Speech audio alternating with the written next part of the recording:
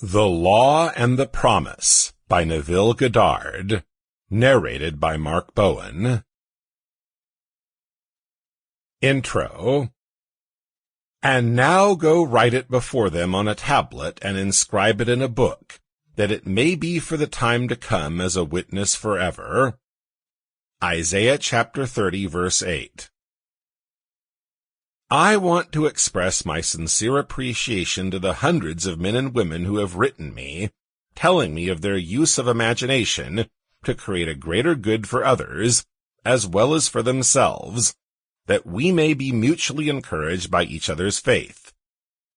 A faith which was loyal to the unseen reality of their imaginal acts. The limitation of space does not allow the publication of all the stories in this volume. In the difficult task of selecting and organizing this material, Ruth Messenger and Julene Brainerd have been of invaluable assistance. Chapter 1. The Law. Imagining Creates Reality. Man is all imagination. God is man and exists in us and we in him. The eternal body of man is the imagination, that is God himself. Blake. The purpose of the first portion of this book is to show, through actual true stories, how imagining creates reality.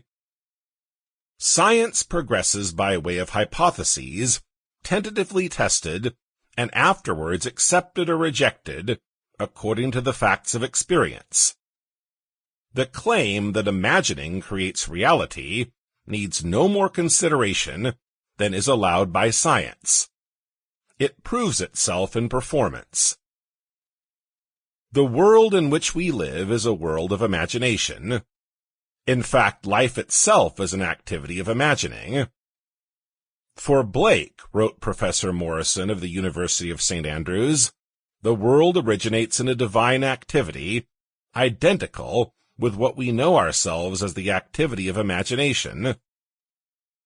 His task being to open the immortal eyes of man inward into the worlds of thought, into eternity, ever expanding in the bosom of God, the human imagination. Nothing appears or continues in being by a power of its own.